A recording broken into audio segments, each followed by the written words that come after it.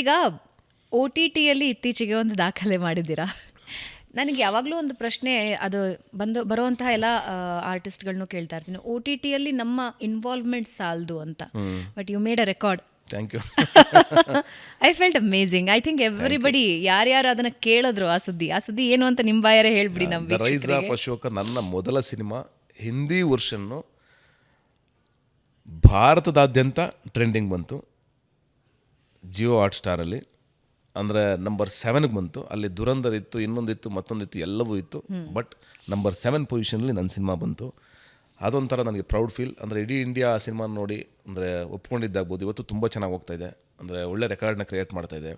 The rice of Ashoka ಎಲ್ಲ ಒಂದು ಕಡೆ ಬೇಜಾರಿತ್ತು ನನಗೆ, ಥಿಯೇಟ್ರಿಕಲಿ ಸರಿಯಾಗಿ ಆಗಲಿಲ್ವಲ್ಲ ಸಿನಿಮಾ ಆಗಿತ್ತು ನಿಮ್ಮದು. ನನ್ನ ಕರಿಯರಲ್ಲಿ ನಾನು ಏನಾದರೂ ತುಂಬ ಶ್ರಮ ಹಾಕಿದ್ದೀನಿ, ಜಾಸ್ತಿ ಶ್ರಮ ಹಾಕಿದ್ದೀನಿ, ಅಂದರೆ ಮಿತಿಮೀರಿದ ಶ್ರಮ ಹಾಕಿದ್ದೀನಿ ಅಂದರೆ ದ ರೈಸ್ ಆಫ್ ಅಶೋಕ.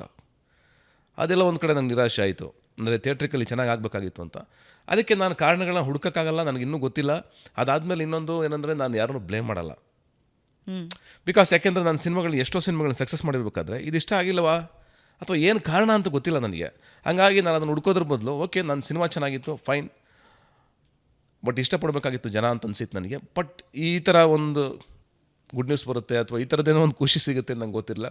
ಅದೊಂದು ನನಗೆ ಭಾಳ ಖುಷಿಯಾಗಿದ್ದ ವಿಷಯ. OTT ಪ್ಲಾಟ್ಫಾರ್ಮಲ್ಲಿ ಟಾಪ್ 7 ಟ್ರೆಂಡಿಂಗ್ನಲ್ಲಿ ರೈಸ್ ಆಫ್ ಅಶೋಕ ಕೇಳಿದಾಗ್ಲೂ ನಮಗೂ ಬಹಳ ಖುಷಿ ಆಯಿತು. OTTಯಲ್ಲಿ we are juggling. Kannada industry juggle ಮಾಡ್ತಾ ಇದೆ ಇವತ್ತಿಗೂ ಒಂದು ಪೊಸಿಷನ್ ಹೋಲ್ಡ್ ಮಾಡೋದಕ್ಕೆ.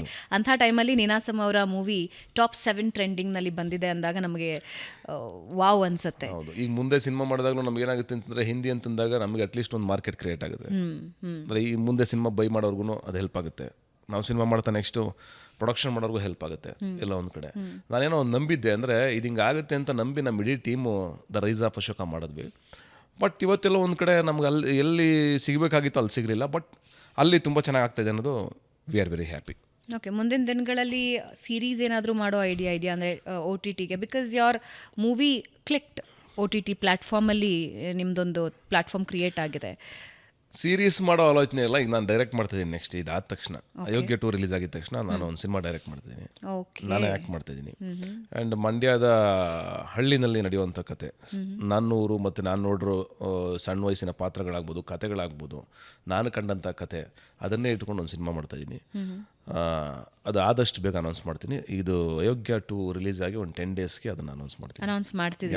ಓಕೆ, ಸೊ ಡೈರೆಕ್ಷನ್ ಡಿಪಾರ್ಟ್ಮೆಂಟ್ ನನ್ನನ್ನು ನಾನು ಬ್ರೇಕ್ ಮಾಡ್ಕೊಳ್ಳೋಕ್ಕೆ, ಓಕೆ, ಮೊನೋಟನಸ್ನ ಬ್ರೇಕ್ ಮಾಡ್ಕೊಳ್ಳೋಕ್ಕೆ ನಾನು ಟ್ರೈ ಮಾಡ್ತಾ ಇರ್ತೀನಿ. ಅದರಲ್ಲಿ ಇದು ಒಂದು. ಲವ್ಲಿ. ನಾವು we are waiting. Thank you.